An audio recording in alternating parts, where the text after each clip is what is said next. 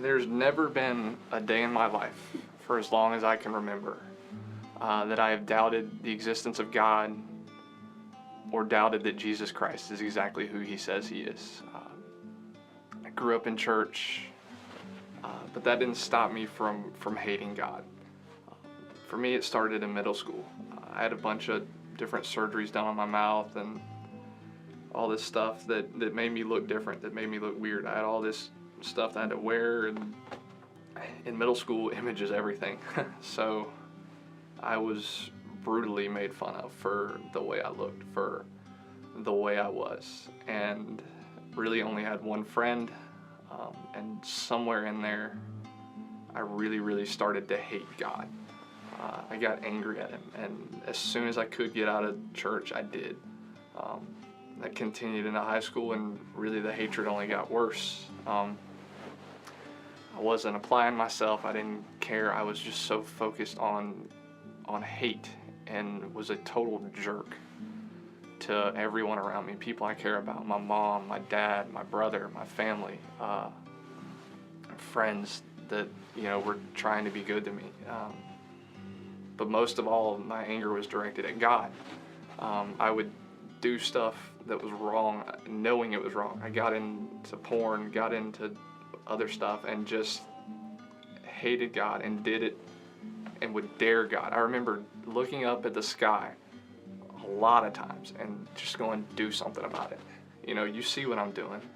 If you give a crap, do something. I'm a golfer, and I'd hit a bad shot at golf and flip a bird at the sky. Just any way and every way I could, took my anger out on God. And it's not to say that, he didn't try to get my attention, but I'm hard-headed. Actually went to a church for a year in high school, but only went because I was dating a girl, and as soon as we broke up, it fell all back apart, and I fell right back into just pure hatred of the God of the universe. As I got into college, I went because it was what was expected of me. I went because everybody in my family goes to college. I went and threw away those thousands of dollars my parents spent on me. I got on academic probation my first semester, got off, but just didn't care. Could not care less about what was going on in my life. I was just freeloading and just living my life the way I wanted to live it. Still just straight up angry with God, and angry at everybody else. Then I took this night class. Got me getting home around 10 o'clock every night, and I'm not the kind of person that stays up late, so 10 o'clock is late for me. I remember walking in the door just wiped out, tired. Like I could have just fallen asleep in my clothes and just not even getting under the covers.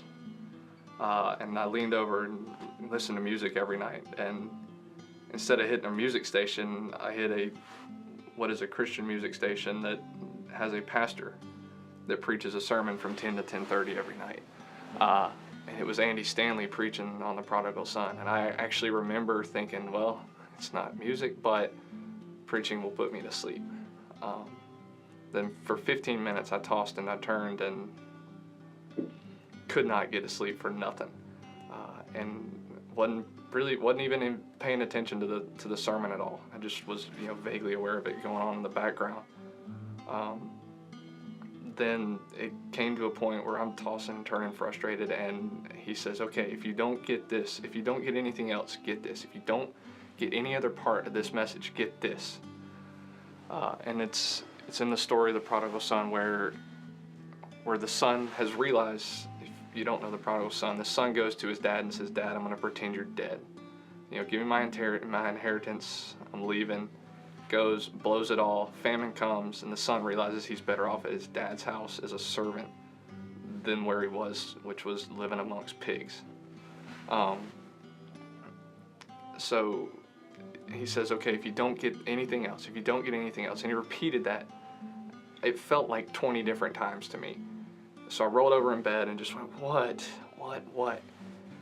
And it was the part of the story where the son comes back and his father sees him from a long way off, and he read the scripture that says the father looked on his son with compassion. And he said, now, what's another word for compassion?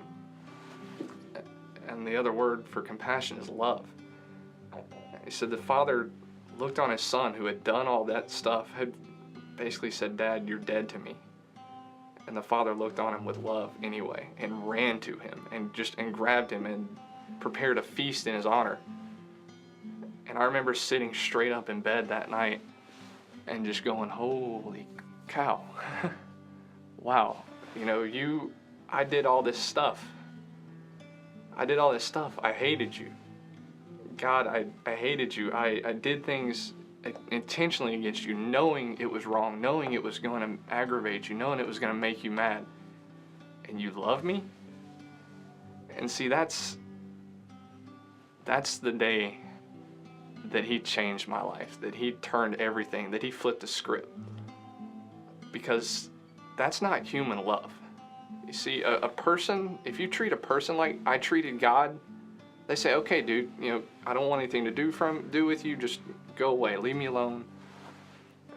And he had every right to do that to me. He had every right to say, okay, dude, I'm done with you, fine. You want nothing to do with me, fine, you can spend forever in hell. But he didn't. He looked on me with love, and I live in a home where I've never doubted for a second that my folks love me. Got a great mom and a great dad, and I put them against anybody. But I didn't really know what real love was until that night in my bedroom, when I felt that love of God that goes so completely opposite of anything human. And from then on, I was different. But as far as the rest of my life, there's been some damage has already been done.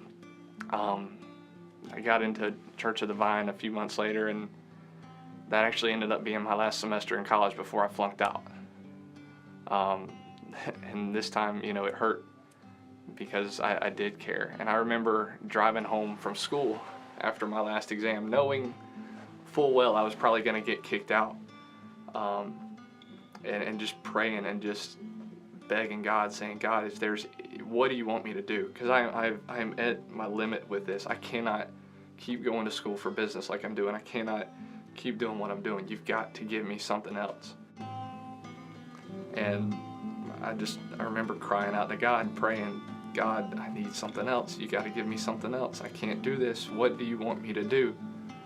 Where do you want me to go? And it wasn't a voice, but it's as clear as anything I've ever heard, any thought I've ever thought in my life. It just said, be a history teacher. And so God's telling me, this guy that hated his whole school career because of being bullied, who hated every aspect, who was lazy, who didn't care about school at all, go back and spend your career in a school. And I didn't really have a lot of choice, so I went with it. I changed my major. I applied to the School of Ed. I actually ended up substitute teaching for my whole semester that I was kicked out. I actually went and talked to an advisor during that semester about my switch to education, and she tried to talk me out of it. She tried to say, dude, your GPA, I had a 1.6 GPA. She said, man, you got to get it up to a 2.75. There's no stinking way. You may need to look at going a different direction. And here I am 2.5 years later. I have gotten every single override I've needed. I have gotten every single thing I've needed along my way has been provided. And as I sit here today, I'm starting my last semester of classes before I start student teaching. I have a 2.8 GPA. And if I make the A's that I should make this semester, I'm going to graduate with a 3.0 GPA after going from a 1.6. And I remember going back and seeing that advisor and her just going, how did you do this? And the answer is simple. The reason I'm different, the reason I'm not a jerk anymore, the reason I'm about to become a history teacher with a degree that I never thought I would get is because I met Jesus Christ. He came to me and he showed me what the heck I needed to do with my life. And if there's anybody out there that's doubting that he is exactly who he says he is, trust me. He'll change you and he will take you and show you stuff you never thought possible. My name is Nick Hudson. My tab has been paid.